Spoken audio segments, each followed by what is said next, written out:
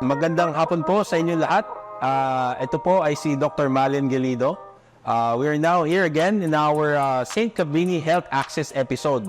For this session, we will be tackling about the cardiac catheterization laboratory. Itong nakikita nyo sa likod namin ay this is a newly established cardiac catheterization laboratory. And here with me is Dr. Richardson Lorilla. Richard, thank you for coming over for this discussion regarding our Cath Lab. He is an adult cardiologist, not only a cardiologist, but a subspecialist, subspecialist, and interventional cardiologist at that. Richard, I want to know, what's this catheterization laboratory? Ano ba itong lugar natin na ito? Okay. Can you give us a overview? So, good afternoon again po, no? So, cardiac catheterization laboratory, no? Parang it's a term, it's a facility, no? Where you go into, or a patient could go into for a procedure, okay? So, just like a simple laboratory, you would go for a blood test. So, here, in a cardiac catheterization laboratory, or commonly, we do procedures, particularly the coronary angiogram. Coronary angiogram. So, the coronary angiogram, it's a cardiac catheterization. It's a procedure, no? It's a diagnostic procedure for us, your cardiologist, to visualize, particularly the coronary arteries, to see if there are blockages, the blood flow, those arteries and veins leading to the heart po. So, ito bang coronary angiogram, can this be done by regular X-ray or CT scan or what? So the coronary angiogram, this is the machine, no? Yeah. This is where we put our patient. The patient would lie here for the procedure, and it uses a radiation, no? Fluoroscopy in particular. Fluoroscopy. Okay. And then with the aid of the dye, specialized dye to be used, no? To be inserted or Sa suwero. yes, IV. suero, or in the form of catheter. That catheter would be inserted in your artery, particularly the access would be at the radial artery, or if this cannot be accessed, the femoral artery could be used. The catheter would be inserted there, and then the dye will be pushed through the catheter and then directly leading to the arteries of your heart or veins po. So, this procedure, which angiogram, which uses catheters to deliver the contrast material, the dye, ika mo nga, why do we want to do this? Why do we want to do a coronary angiogram? Okay, so the coronary angiogram, no, it's a diagnostic procedure. It's a non-surgical procedure. It's a minimally invasive. So particularly the coronary angiogram, it's very helpful for us, your doctors, cardiologists, to visualize those arteries, and it's very helpful or indicated for those patients who had acute coronary syndrome or yung atake sa puso. So in short, pag may symptoms ng heart attack o ina-atake sa puso, ito ang ginagawa. Okay. Yeah, please. Yes, sir, no? So the acute coronary syndrome or heart attack, there are three, no? Usually it is can be classified into a ST elevation, or what we call the term the STEMI. Okay. Or those with non-ST segment elevation, or NSTEMI, or for those patients who have having chest pain, those with unstable angina. So, tatlo ito, Dr. Lorilla, no? Dr. Richard, tatlong klase ng heart attack. Kumbaga. Yes po.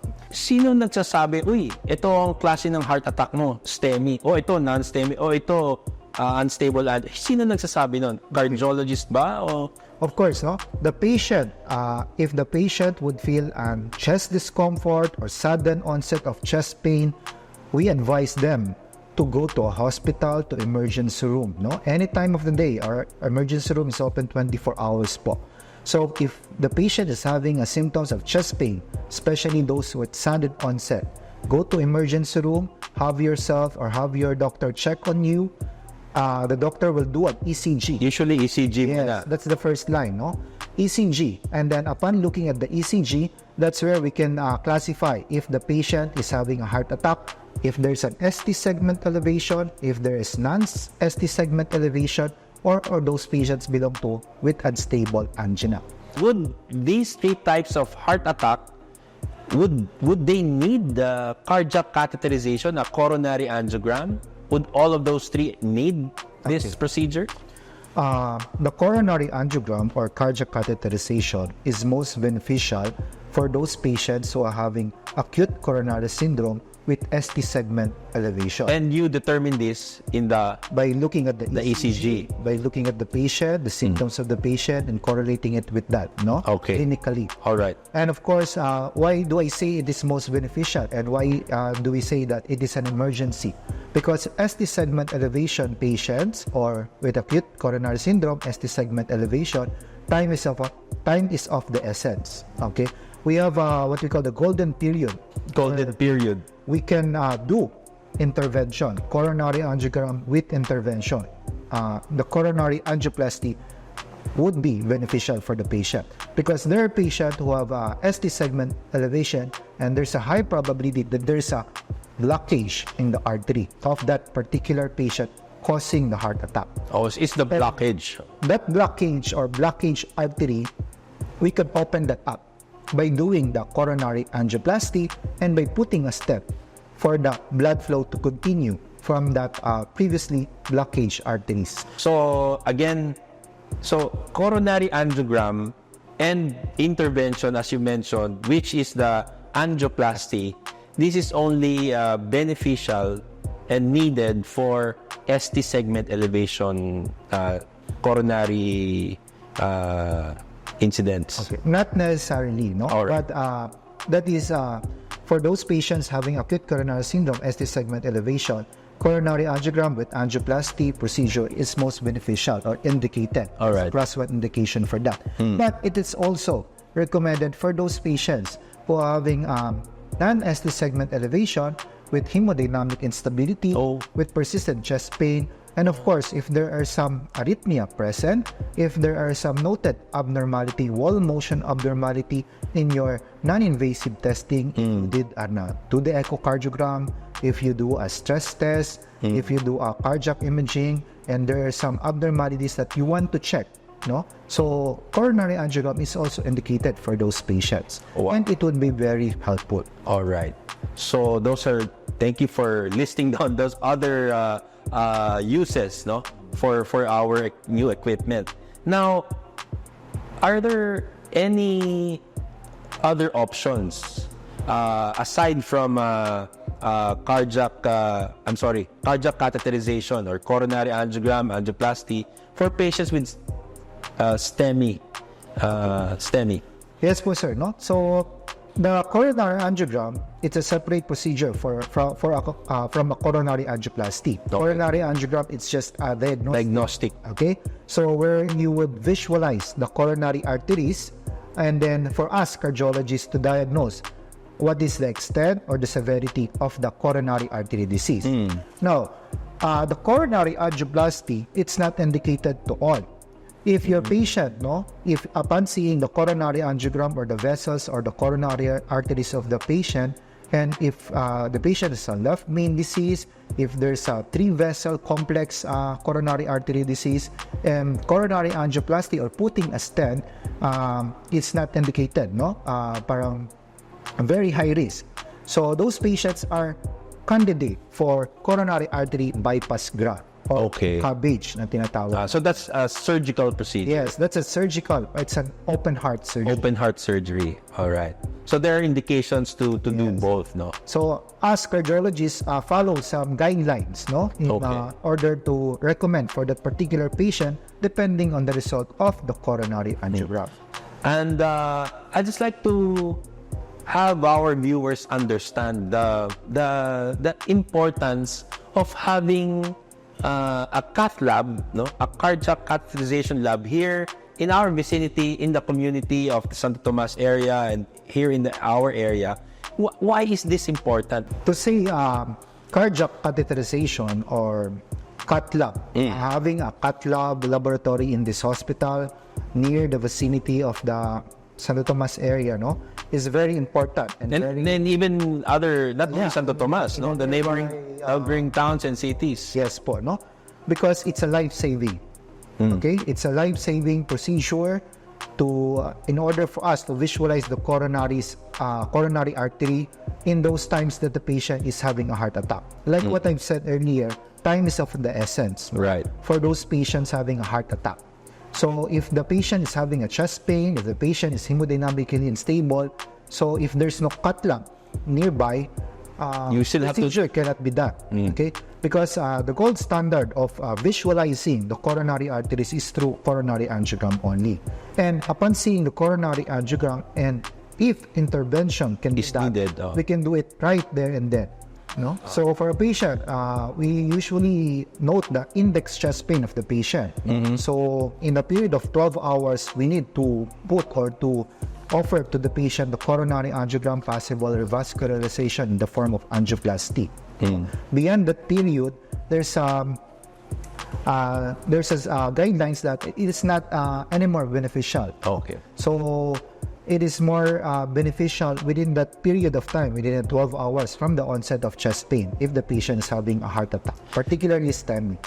Dr. Richard, gusto kong magtanong tungkol a little about statistics. Ang STEMI, kaya mo yung STEMI patient na mangangailangan ng Cath Lab, cardiac catheterization, angiogram, and perhaps angioplasty, kung hindi nagawa on time.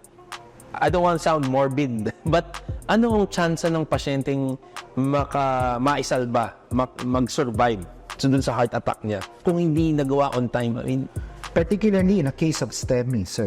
STEMI. It's an emergency. A lot of complication could happen.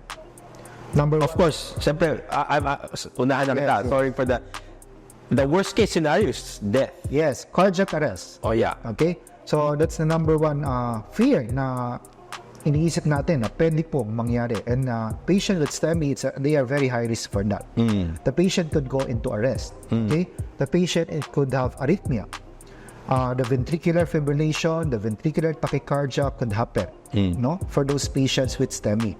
And then hemodynamic instability. The blood pressure could go down, the heart rate could go up, the heart rate could go down beyond the normal.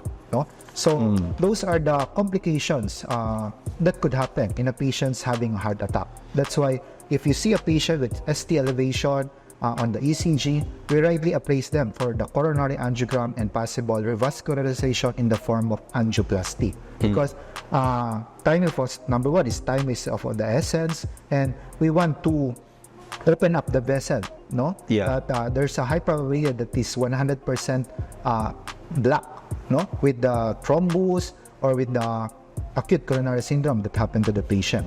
So if you open up that vessel right away, so the coronary blood flow would go back to normal. All right. Therefore, saving those myocardial tissue. No? Yes. All right. So, all right. Okay, say for example, a patient needs and this has consented to undergo angiography and possible angioplasty. Ano naman ang mga risk, ang mga panganib dito sa procedure na ito? Okay, in general, sir, no, the risk and complication is less than 1% in general. Okay? What are those? Of course, we're talking about here the heart, doing an intervention to the heart, and plus the fact that the patient is in acute coronary syndrome. So while doing the procedure, cardiac arrest could happen, arrhythmia could happen, and of course, contrast dye reaction could happen, and bleeding could happen. Okay. Those are the common complications that we met along or when doing the procedure.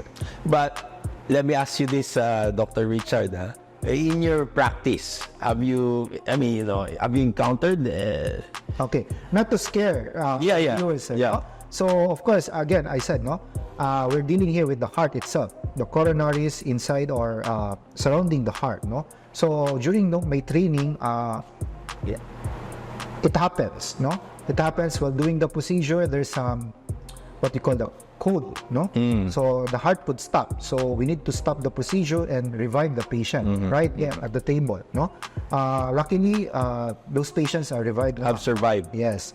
Very good. But it can happen. It can happen, yes. And so these things, I understand, should be discussed with the patient before they undergo this procedure. The patient, the relatives, the family, should be aware of the risk and complication, and this is explained prior getting the consent from the patient and from the relatives. But again, let me go back. Those are the possible risks and complications of angioplasty, angiography, angioplasty. On the other side of the equation is, if you don't undergo this, Yes, it's the cardiac arrest and death is on the other side of the equation. And I guess it's more acceptable to face those risks rather than, kumbaga sir, risk and benefits. Yes. Okay, so what I So said the benefit- risk is less than 1%, but the benefit is much largely outweighs the risks. It's a life saving, sir. Right. Now, ang pasyente ba during the cardiac catheterization, angiography, angioplasty, gising ba yan? Ano ba nararamdaman ba nila yun? Okay, let me talk about the procedure, sir. Okay. It's being done. No? All right. So usually, it's different from emergency or elective. no? Okay. So let's talk about elective procedure of doing a coronary. Yung nakaschedule. Okay, yes, sir. No. Usually, you advise the patient to be prepared for that procedure. So what are those Preparations. instruction, no? Usually, if the procedure is set on afternoon, they can have light breakfast in the morning, and then after that, no more food intake. And then you ask them, no, if there are medications to be stopped, like antiplatelet and anticoagulant, that could predispose the patient to have bleeding during the procedure. Generally, it's a minimally invasive procedure, no? We access the radial artery, left and right, or if it is inaccessible, we could go into a femoral artery, left and right. Okay, so it's just a small incision here at the radial artery, and then we put in a needle where we insert a catheter. That catheter would be directed from the radial artery straight to the heart. But the patient would not feel that because those vessel or artery, it's not sensitive to pain, no? It's just that the first incision and the infiltration of the anesthetic. the anesthesia would be given, no? Or a light sedation. The patient is awake, half awake during the procedure. Half awake. Yeah. For those elective patients, no? So, with the help of anesthesiologist, we can put him into more sedation or sedated yung patient po para lang wala siyang ma-pain or ma-feel na pain during the procedure. But generally, it's a safe procedure, sir. No? Alright. So, no opening up of vessel, no open heart surgery. It's just a small incision and a puncture right in your radial artery or femoral artery. Okay. And do these patients, for the elective procedures, do these patients need to be admitted or can they go home right after the procedure? If the patient is hemodynamically stable, okay, we do nowadays an outpatient coronary angiogram. All right. Wherein the patient would come in and then we do the procedure for 30 minutes to 1 hour. After that, he or she will be observed 2 to 3 hours after the procedure. If the patient remains stable, he or she could go home. Oh yeah, so that's why we have provisions for recovery area in the outside. Okay. Well, what about for emergency procedures? Emergency setting is different, no? It's much more different. Of course, the patient need to be admitted, and then from the emergency room, you go straight. The patient could go straight into the catheterization laboratory here, no? And then we do the procedure, and then after seeing the coronary angiogram, we talk to the patient, we talk to the relative, if intervention could be done. Okay, and after the procedure, if the patient is hemodynamically advisable to be admitted at the intensive care unit, Right. no? Because we're talking about here an emergency case who had acute coronary syndrome, who have a heart attack. So ideally, they should be admitted at the intensive care unit. Okay. Generally, the patient after the procedure, no, if the intervention was done, angioplasty or stent were placed inside the coronary arteries, the patient could go back to normal after 2 to 3 days. Oh wow. Oh, that's good to know. It's good to know. Yeah. What about recovery Okay, so from the procedure? the recovery, of course, would depend on the patient's clinical profile, the patient's clinical status, and then the procedure he or she underwent. Okay, if it is just a simple procedure, not no complication that happened during the procedure, the patient could sit, walk, after 24 hours of the procedure, no? And the patient would go back to her or his usual work or activity Or physical after 2 to 3 activities. days. All right. Okay. So it's just that the access site should be taken care of. We usually advise the patient not to leave heavy objects after the procedure. All right. So, thank you very much. This has been a long discussion regarding the catheterization laboratory. And with that, do you have other final words, Dr. Richard? Yes, to our viewers po, no? So kung kayo po ay may nararamdaman na chest pain, okay? Sakit sa dibdib, any chest discomfort, it is important, to visit your cardiologist, your doctor po, for a proper recommendation kung ano po ang dapat or mainam na gawin sa inyong nararamdamang chest pain. Huwag po natin itong indahin, okay? Huwag pong iwalang bahala. So, again, I'm your friendly interventional cardiologist. You can visit me here at St. Cabrini Medical Center at OPD. I have a clinic every Wednesday and Friday at the afternoon po. Okay? Magkonsulta po kung may nararamdaman. Salamat po.